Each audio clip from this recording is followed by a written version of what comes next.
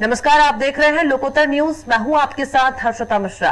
बड़नगर रोहिणी की तपन सेवा से शीतलता सूर्य का रोहिणी नक्षत्र में प्रवेश चराचर जगत में गर्मी का प्रकोप बढ़ जाता है, जिसे नवतपा कहते हैं। ऐसे में हर व्यक्ति अलग अलग प्रकार से शीतलता चाहता है। राष्ट्रीय स्वयंसेवक संघ महाविद्यालय विद्यार्थी बड़नगर नगर की टोली जो होता है सो होने दो, ये पुरुषहीन कथन है। हम चाहेंगे वही होगा, इन शब्दों में जीवन है कि पंक्तियों को चरितार्थ करती है। प्राचीन मंदिरों, आश्रम, नदी घाटों की सफाई कर रोहिणी की तपन सेवा की शीतलता प्राप्त कर रहे हैं। ये युवा नवग्रह देवता का मंदिर, शिवगाड भगवती माता मंदिर, मारुति, खेड़ापति हनुमान मंदिर, शेरपुर, पंडरीनाथ कुंड पर सेवा कार्य किया। पंडरीनाथ कुंड की सफाई 35 स्वयंसेवक ने 4 दिन में 26 घंटे का श्रम दान देकर कुंड को स्वच्छ किया। 20 वर्ष पहले इस कुंड की सफाई हुई थी।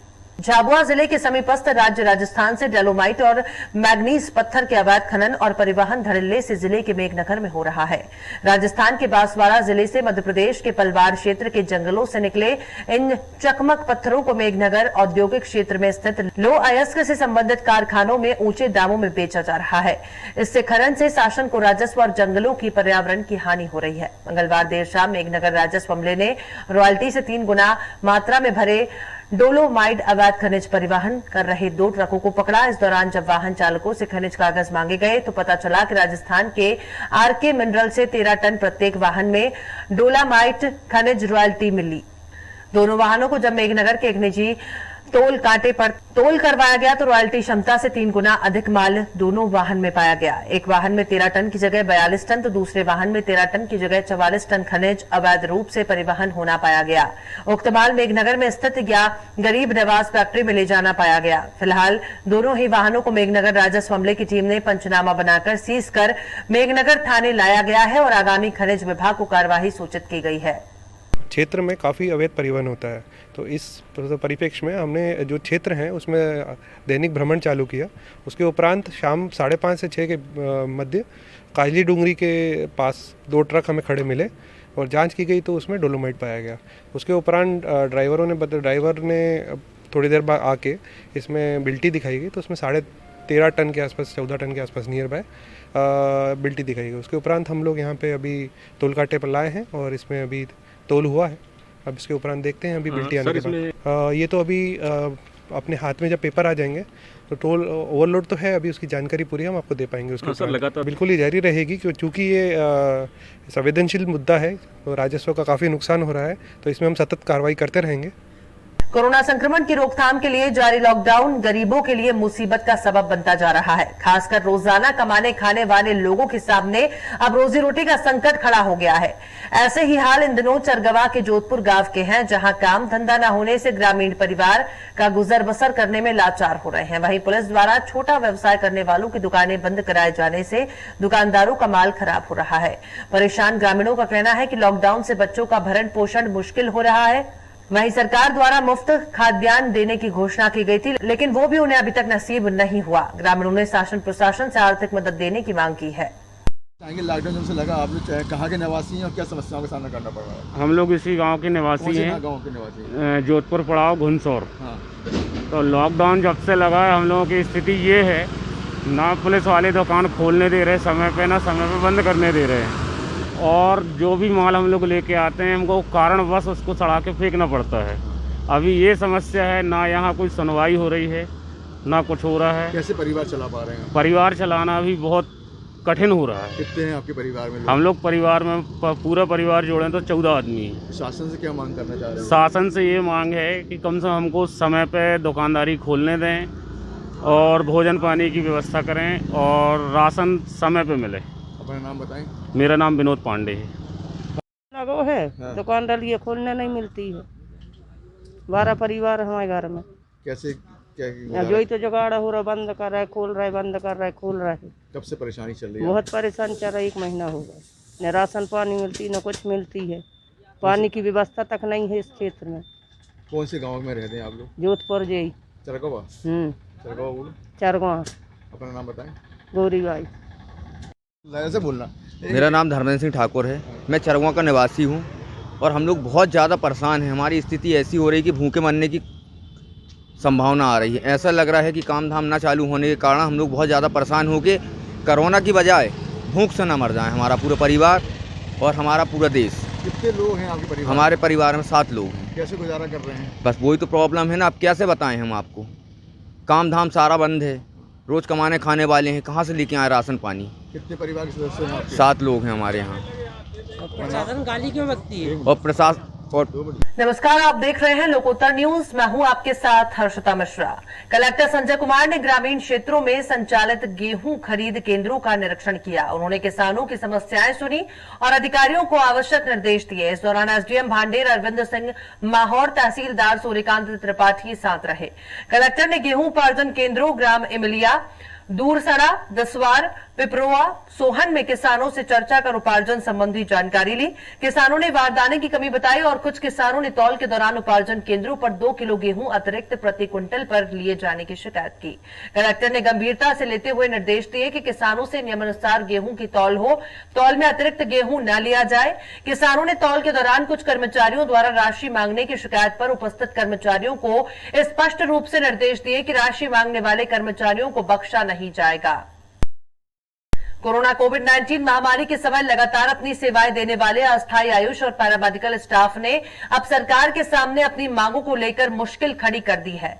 उनकी मांग है कि वो लगातार कार्य कर रहे हैं, लेकिन ना तो उनका नियमितीकरण किया जा रहा है और ना ही समान कार्य समान वेतन की मांग पूरी की जा रही है। इस स्थिति में उनका कार्य करना मुश्किल हो रहा है। यदि सरकार से बात नहीं बनी, मजबूरन अनिश्चितकालीन हड़ताल पर जाने के लिए बाध्य हो जाएंगे।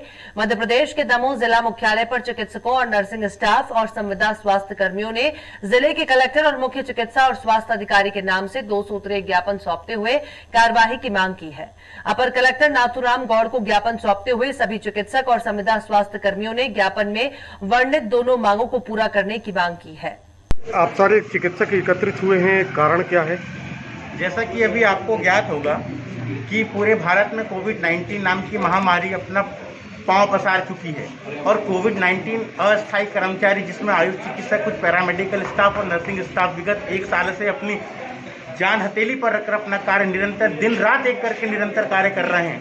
क्योंकि शासन की दोहरी नीतियों के कारण ना तो इन कर्मचारियों को स्थायीकरण किया जा रहा है, ना इनका संविदा में संविलियन किया जा रहा है, ना इनको अच्छा किस्म का वेतन दिया जा रहा है। तो शासन से हमारी ये मांग है कि हमारी मेहनत को देखते हुए, हमारे समर्पण को देखते हुए वो हम लोगों का संविलियन संविदा में करें और समान कार्य समान वेतन देने की हम पर असीम कृपा करें। अन्यथा नहीं तो 2 दिन के अंदर हम लोग काम बंद करके अपना विरोध प्रदर्शन करेंगे और मध्य प्रदेश की पूरी स्वास्थ्य व्यवस्था वेंटिलेटर पर आ जाएगी। इसके जिम्मेदार मध्य प्रदेश का शासन और प्रशासन होगा।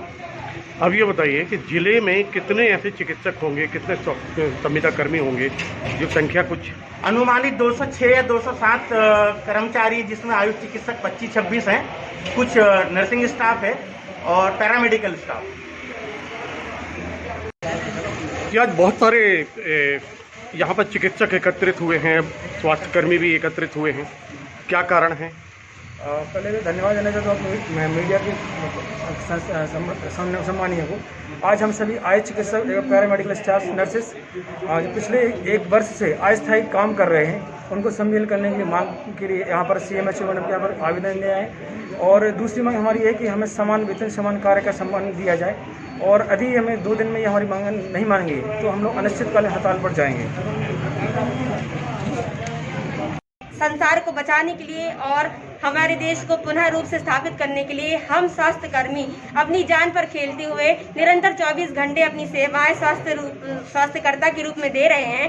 चाहे वो आम आदमी हो, चाहे वो एक स्वास्थ्य कार्यकर्ता हो, हम हर किसी को एक दृष्टि से देख रहे हैं कि वो हमारे लिए बहुत ज़रूरी है। तो हमारे चाहे कोई भी विभाग के हो, सभी हम अपना सहयोग प्रदान कर रहे हैं। शासन को ये दिखाई नहीं दे रहा है कि स्वास्थ्यकर्ता अपनी स्वास्थ्य सेवाएं प्रदान कर रहे हैं, चाहे वो आयुष मेडिकल ऑफिसर हो, चाहे वो पैरामेडिकल स्टाफ हो, चाहे वो नर्सिंग स्टाफ हो, चाहे वो एक सफाई कर्मी हो, उनको ये अलग अलग दृष्टि से देखा जा रहा है। अब हम बात करते हैं अन्य विभाग की, तो अन्य विभाग वाले तो इस महामारी में अपना तुच्छ सहयोग प्रदान भी नहीं कर रहे हैं। जहां हम लोग अपनी जान पर खेलकर निरंतर 24 घंटे अपने परिवार से दूर रहकर शासन को सेवाएं प्रदान कर रहे हैं, तो शासन से थोड़ी सी आशा रखते हैं कि वो इस महामारी में हमारी तुच्छ सेवाएं स्वीकार करें और हमारी जो मांगे हुई हैं आयुष मेडिकल पैरामेडिकल स्टाफ को संविदा में संविलियन करने के लिए, संविदा को समान कार्य समान वेतन नीति लागू करने के लिए